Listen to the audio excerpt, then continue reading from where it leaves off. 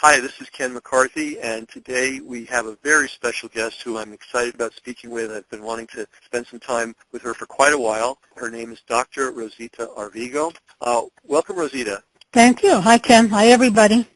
In the broadest sense of the word on this call, we're going to talk about plants. And you might ask, plants? House plants? Plants in the garden? Well, maybe some of those, but plants, again, in the broadest sense of the term, we don't typically think about it much, but as human beings, we're entirely dependent on plants. Obviously for our food, either directly or indirectly, for our clothes if we wear cotton, for our houses if our houses have wood in them, if we breathe oxygen, I think we all do, we need plants for that. Many of our so-called modern medicines come from plants, directly from them. And there's just so many ways that plants affect our lives. We really would not be able to exist without them. And so the question is, how much do we know about these beings, these plants that share the earth with us and make our existence possible? And the answer is we know some stuff, but we certainly don't know everything. And here's the point of this call. A lot of the knowledge around the world about plants and their nature and their uses is being lost, unfortunately, at a rapid rate. And we're going to be talking about that on this call, and we're going to be talking about the very interesting work that Rosita is doing to help stem that loss and turn it around to the positive side. But before we go forward, Rosita, I wonder if you would give your two web addresses, because I'm certain that people that find this call interesting are going to want to follow up and learn more, because we certainly can't cover your life and work in 1 hour. It'll never happen. So could you tell us your two websites and the spellings too? Sure. The first is www.arvigo, A-R-V-I-G-O, therapy.com. The other is Rosita, R-O-S-I-T for Tom, A-R-V as in Victor, I-G-O.com. So one is a personal website, one is a professional website. Great, and we'll repeat those probably another time during the call and certainly at the end. Rosita, I'm going to give you a really abbreviated version of your life story, and then we're going to focus on your work in Belize and the things that you've done there. You're originally from Chicago, is that correct? That's correct. Okay, and then from a talk that I heard you give at the New York Botanical Garden, I know that during the Vietnam War, you and your husband at the time went to Mexico and kind of lived almost, maybe not almost, but like homesteaders in Mexico. Is that more or less correct? Yeah, that is very correct, and it was just like jungle homesteaders, yes. Wow. And is that where you got your first exposure to plant knowledge of other cultures? Yes, I would say that was true. I've always considered myself a lover of plants ever since early childhood, but like others, I never thought too much about their healing properties. And in Mexico, I was able to spend a great deal of intimate time with traditional healers there in the mountains of Guerrero, where Acapulco is situated. And then after that period, I believe you went back to Chicago and got some additional academic and professional training. Right. I had spent 7 years in Mexico. Then I went back to Chicago to become a doctor of naturopathy, which is an offshoot of chiropractic from 1907. And then from there on to Belize in Central America, a small Caribbean, Central American nation on the Caribbean Sea, and I've been living there ever since 1982. And still live there. Mm-hmm. And one of your first projects there, I believe, if I remember from your biography, was to attempt to be a farming family. Yes, we more than attempted. We accomplished. You did it. Okay. Yeah. We purchased 32 acres of raw, uncleared jungle and went to Belize with our daughter, who had been born in Belize, but by the time we returned after getting degrees and bought this piece of land, she was already about 5. And so we bought these 30 acres of uncleared jungle, and over the next 30 years spent all of our time and energy clearing the land, building houses, and creating a lovely tropical homestead that eventually became an attraction to schools and tourists because of our rainforest medicine trail that featured about 50 different edible, useful, and medicinal plants growing wild in the forest behind our house. And so when you got to Belize and went through the considerable efforts and labor of carving out a homestead and farm and home in the jungle there, you again encountered people with very advanced knowledge of the plants there and their uses. Right. I had every intention of starting an alternative medicine practice in Belize. And one of the reasons we chose to live in Belize is because there were no government laws restricting alternative or natural therapies. So, of course, I needed very much to find someone who could teach me, instruct me about the medicinal plants of my newly adopted home. And I heard from many different people the names of several healers, and nothing seemed to click until I heard the name of Eliseo Ponte of San Antonio Village. Everyone said, oh, he's the best, he's number one, he's the most authentic one, but watch out for him, he's a strange one. He delves with the dark arts, and he's a lecher, and absolutely none of those things proved to be true. So then you approached him over time to learn from him, to become a student. Can you talk a little bit about that process and then also the experience of being his student and the kinds of things that you learned from him? All right. Well, it took a full year to gain his confidence, and I thought that was reasonable and just. When you take on an apprentice, it's kind of like adopting a child, so you need to be sure that this person has sincerity and integrity. So I went to visit him every single week for one full day for a full year. I helped out, I swept his yard, I always gave him naturopathic treatments, I took care of him when he was ill, and I translated for his patients, I collected firewood, basically it was chop wood, carry water for a full year. And then exactly almost to the day after a year, I arrived at his doorstep very early in the morning at dawn, and he gave me a rather frustrating look like, oh, she's here again. And I thought, well, this is the end. If he doesn't agree to teach me, I had been asking him several times if he would teach me about the medicinal plants and healing, and he said no, he didn't have time and he wasn't interested in teaching a gringa. He said the gringa has to go home. It's only natural that a foreign person would go home someday and everything that I teach you would be lost up there in Gringolandia, as he called it. So on this last day, I said, well, today I'm never coming back again, but I said, let's go, I'll help you harvest your corn. He said, what do you know about harvesting corn? He was standing on his doorstep with his basket on his forehead and his collection tools about to go harvest corn. And I said, well, you know, I lived in Mexico 7 years. I know how to harvest corn. So off we went. We walked 90 minutes to get to his cornfield, and I was absolutely astounded. Don Alicio was 87, 88 years old at the time, and when I saw his cornfield, it was a mountain, a very big hillside, small mountain that he had cleared by himself and planted, cultivated, and was now going to harvest by himself, carrying back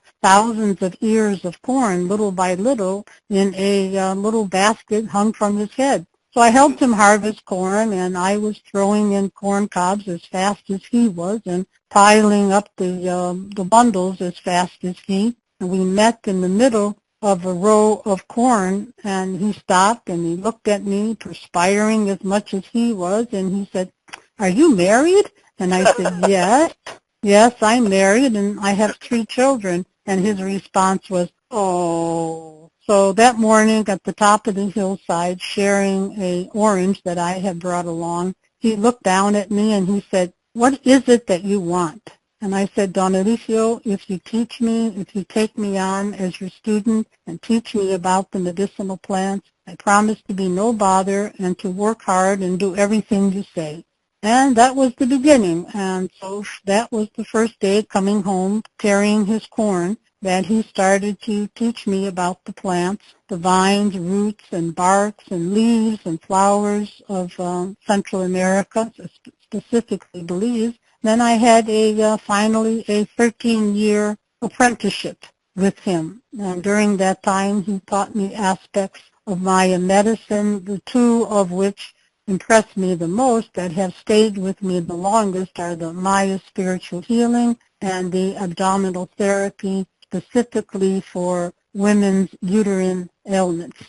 And I know that is what people can learn more about on the arvigotherapy.com website. You have quite a ambitious training organization, and people all over the U.S. and probably other countries are learning some of the things that you learned in Belize. Right. It's my quest to bring this knowledge of the abdominal therapy to women around the world. We now have practitioners in Israel, Greece, in Australia, in Japan. We are moving around the world because only women know how women suffer with menstrual problems and uterine prolapse and ovarian conditions. And Don Alicio's magnificent ancient massage is the very best hope that women have of achieving complete normalcy of reproductive function. So I'm very excited about the many women we've been able to help and the many babies who have come through with women who previously had had fertility challenges. So yes, I'm very excited about the trainings. And that, again, that's at arvigotherapy.com. And this, as far as you know, is a Mayan science that your teacher learned and has transmitted to you. Right. The ancient Maya were known to be very eclectic, very complete healers, village doctors. They did different types of sophisticated massage and folk chiropractic. Don Alicio taught me a system of Maya acupuncture using stingray spines. He had a system very similar to the Chinese cupping, with a glass to move up and down parts of the body where you have muscle spasm, much like the Chinese do. And then the Maya prayers were very important, herbal baths and herbal teas and salves and ointments and wound powders, very, very complicated and sophisticated medical system that, as far as we know, goes back about 5,000 years to the ancient Maya.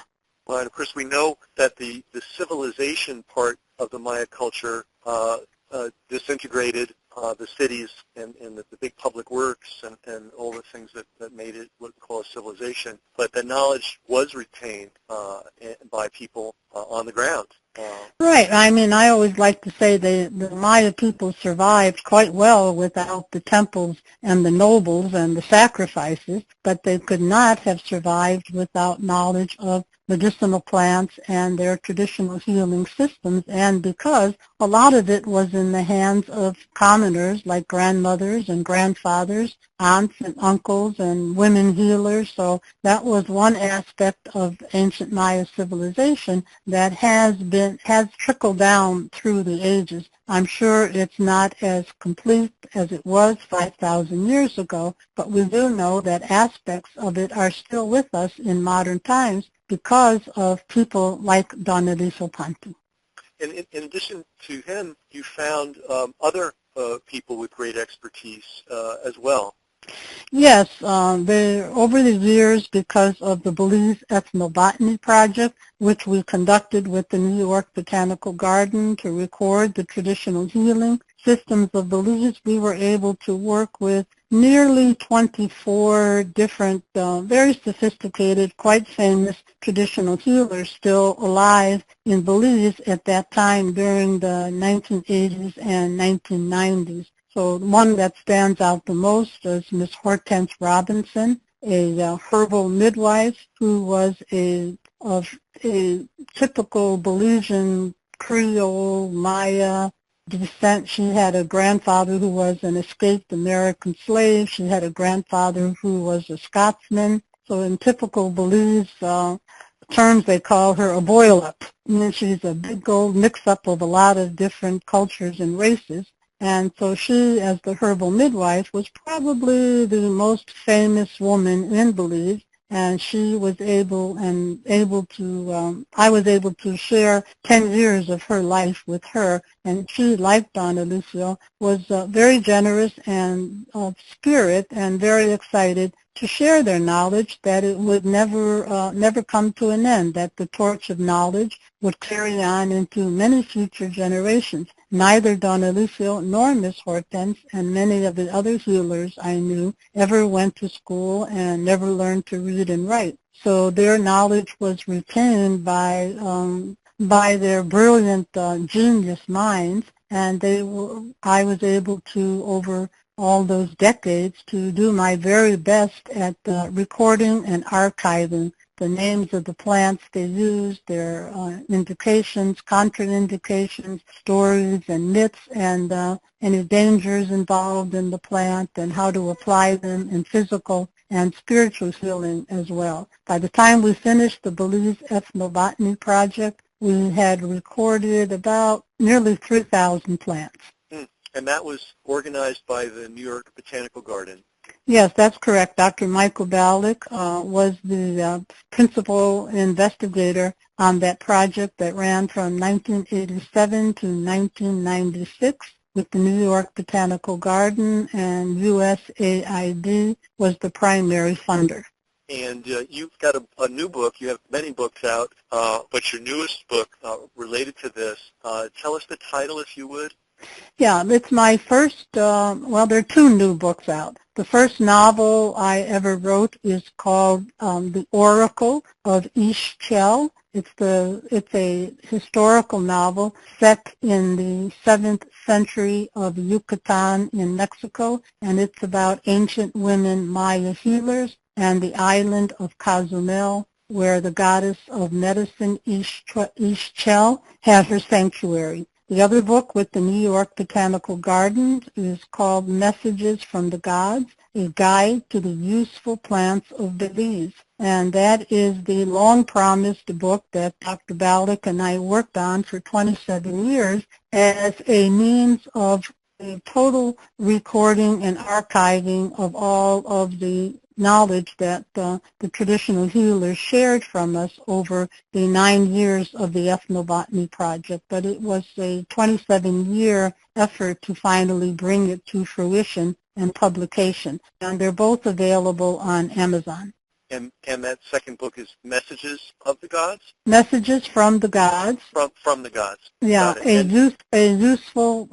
guide to the useful plants of Belize. Dr. Balick decided to call it Messages from the Gods because most of the information that the traditional healers shared with us, they said, came through dream visions from the Maya spirits. So that's why we gave it that name, because it truly was Messages from Gods.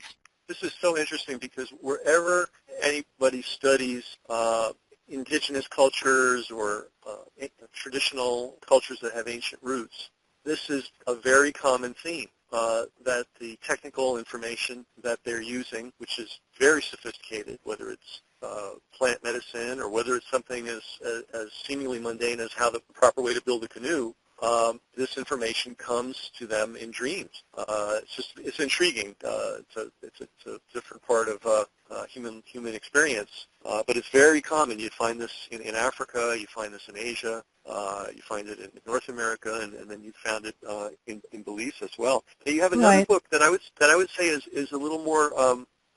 It's like a more popular orientation called Rainforest Remedies, which is another way for people to access your work and some of your research. But I do have Messages from the Gods. I went to the New York Botanical Garden when you spoke, and I made sure that I got my own copy. It's for anybody interested in healing, in plant medicine, in ethnobotany, in anthropology or in just appreciating the richness of human knowledge. It's a magnificent book. I mean, it is really it'll keep you busy for a long time, maybe the rest of your life.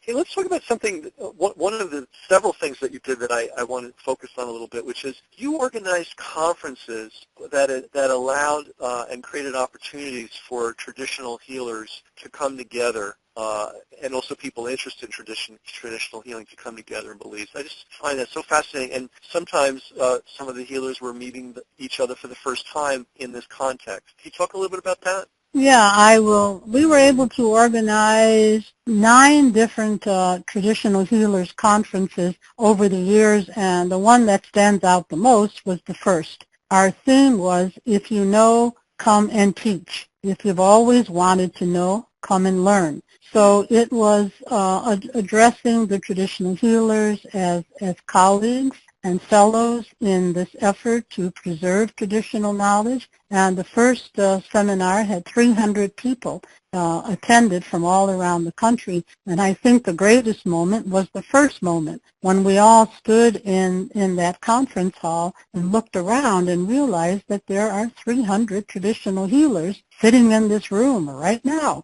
And who knew? Who knew that there were so many dedicated souls within this nation of a pretty small population of only about 300,000 people? And we could imagine how many more were not able to make it. So we got a grant from USAID, and so we were able to pay their bus fare, train fare, bus fare, and also hotels and food, and then some daily stipend for the privilege of having them come to share with us. And the object was to get them to, everyone had to bring their favorite plant and simply stand up in front of their colleagues and give us the names of the plant. And in Belize, we might have 7 or 8 different names for one plant because there are so many distinct and unique cultures within the country.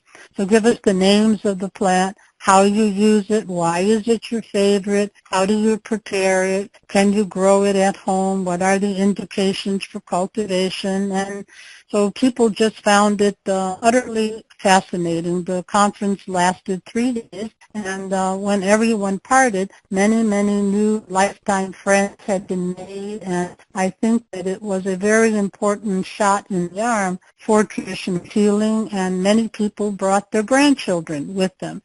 So we were pleased that the grandchildren and children were also able to participate and to realize how revered their grandparents were. And so, and this is just the tip of the iceberg of one pretty small country. And so we could imagine that every country, that still retains some of its old ways, has its legions of experts on plants and plant medicine. So this was a great model. Have other people taken up this model and used it in their countries? I haven't heard, not that I know of. For the last 16 years, we have put more effort into children. We have been conducting summer bush medicine camps for children, and our 16th just finished 2 days ago. So every summer we invite 20, sometimes 24 children to spend 2 weeks with traditional healers, learning about bush medicine, learning about spiritual healing, and then how to do a foot massage, how to do a neck massage, how to treat earaches with plants, and to give herbal baths and treat diaper rash and sunburns. It's basically common household remedies for common household ailments. And I have to say the children take to it like ducks to water. We are always amazed at how sincerely children really want to help each other and to be of service within the household. So by now, after 16 years, there have been about 500, 600 children come through our summer bush medicine camp. With the Traditional Healers Conferences, we were able to have 9 of them and I don't know that anyone has continued that tradition in other countries, but it certainly would be wonderful. I know that they exist in Guatemala. There are some in Yucatan Peninsula in Mexico. So I believe that there are people around the world who are conducting those type of conferences and making sincere efforts to capture traditional healing knowledge before the lamp is extinguished. The problem is most of the traditional healers are elders, and not many young people really want to follow in their footsteps. There will always be some, but there are not as many as there once were because of higher education, and people seek better paying jobs, and traditional healers generally work only by voluntary gift without any specific fees. So I think at any time, even in ancient days, there were a chosen few who would be willing to make that type of a lifetime sacrifice. And again, another chosen few on top of those who would be able to serve as Don Alicio and Miss Hortense Robinson did as a Hemen, or it's the word in Maya for shaman, which simply translates as he or she who knows. So, as I say, in the best of times, there were not many people willing to make that type of a sacrifice. And in modern days, we find that there are almost none. So this enterprise of bringing healers together, giving them opportunities to teach, introducing the younger generation to this science and this art becomes more and more important. Yes, and that's the purpose of the Bush Medicine Camp. We hope that we are able to inspire children to think about the healing profession as a way of life, whether it be as a bush doctor, a traditional healer, a midwife, a herbalist, a massage therapist, or a medical doctor or a pharmacist. And many of the children who come through Bush Medicine Camp do indeed decide to follow through with a career perhaps in ethnobotany or botany or one of the healing professions. So we feel very pleased and very proud about that. And then another initiative that you were involved in and helped lead was the creation of I'm going to get the technical word wrong, but a biomedical preserve. Is that the right? No, it's not quite right. Yeah, it was ethanol reserve. So, basically, it's a medicinal plant reserve. That's probably the easiest way. It was called Terra Nova Medicinal Plant Reserve. It was in central West Belize. The government at the time had originally awarded the Traditional Healers Association, which I founded in 1984, 6,000 acres of raw, uncleared jungle as a repository for plants and trees that were already scheduled for destruction in areas of the rainforest about to be cleared for industry or cattle or citrus farming. So our goal was to have young people dig up the trees, the vines, and the roots that were valuable for medicine and transplant them to the medicinal plant reserve known as Terra Nova.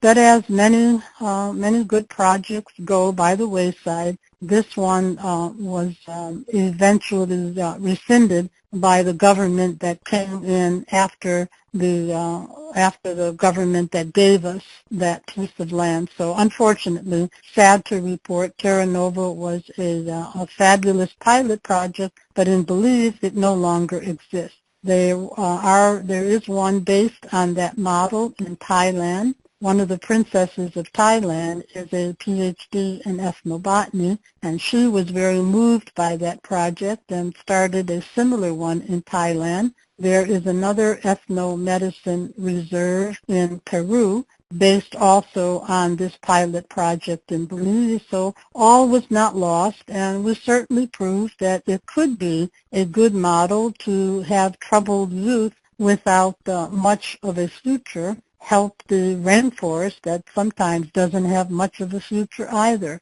So we thought it was a very successful project and could have continued, but like many projects, politics got in our way. You mentioned in your talk at the New York Botanical Garden that some people did some arithmetic and calculated that a undestroyed forest is actually worth, I think it was nearly 10 times, had 10 times the dollar value of a clear-cut forest.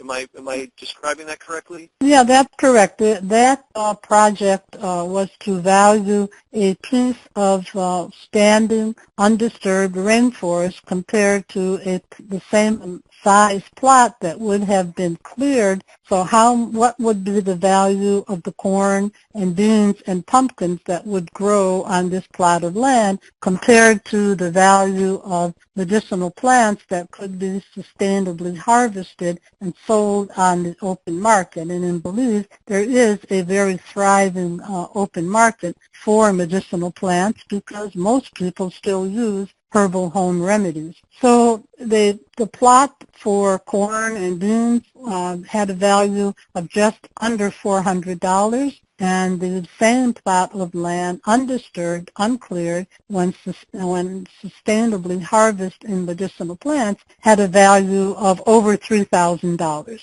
Wow. Mm-hmm. Wow. Let's talk about the plants and their efficacy now. I know in tropical regions there's all kinds of pretty serious ailments, funguses, fungal infections, and infections of all kinds, bug and other critter bites. It's a place where it's easy to get sick, and not so easy to get cured sometimes, especially if you're using modern allopathic means. Can you talk just about it, maybe just a few? Obviously, there's no way to go into the depth of this, but just to give our listeners an indication of the effectiveness of some of these treatments. Right. Well, I guess our very favorites were those kind of jungle-born ailments that you just mentioned would be a magnificent herb. It's a shrubby kind of a herb. It's called jackass bitters or golden bitters, tres puntas, alligator's paw, cayabin. Like many famous and effective plants, it has many common names because different cultures remembered it, passed it on from generation to generation, not because it didn't work, because it does indeed work. So we use it for parasites. We use it as an antimicrobial, as an antifungal, an anti-malarial, an antibacterial, antiviral. It's our most important remedy, and it's the one that we as jungle dwellers take every single day to prevent some of those ailments that you just mentioned, intestinal parasites, malaria, as well as skin fungus or internal fungus like candida. So we make it into a tincture. It's very, very bitter. They call it jackass bitters because it's so bitter you have to be a jackass to drink it, the Creole people say. So it's an extremely bitter plant, but Don Alicio would say bitter cures, sweet doesn't cure. So we take that daily, and we have it in a formula called Traveler's Tonic. It's in a formula Immune Boost. Are we still on? We are. We're still there. We just had one technical glitch, but I'm still here, yeah. All right, so it's in a formula called Immune Boost. It's in our female tonic, so it's our most often used remedy. The Latin name is Neurolena lobata. There are excellent plants for, one of the most useful is the polyredhead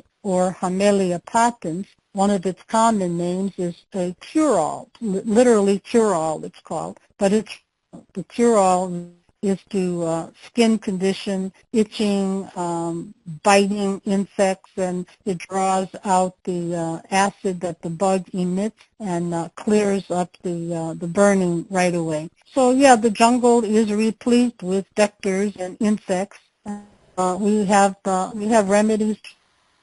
Oh, you dropped out. Oh, that's too bad. I'm just going to keep talking. I don't know if you can hear me. I hear you fine, yes. Oh, great. Okay, great. Yeah, and I believe you mentioned it in your lecture at the New York Botanical Garden that pretty much every ailment that exists in Belize, there is plants or plants that address it brilliantly.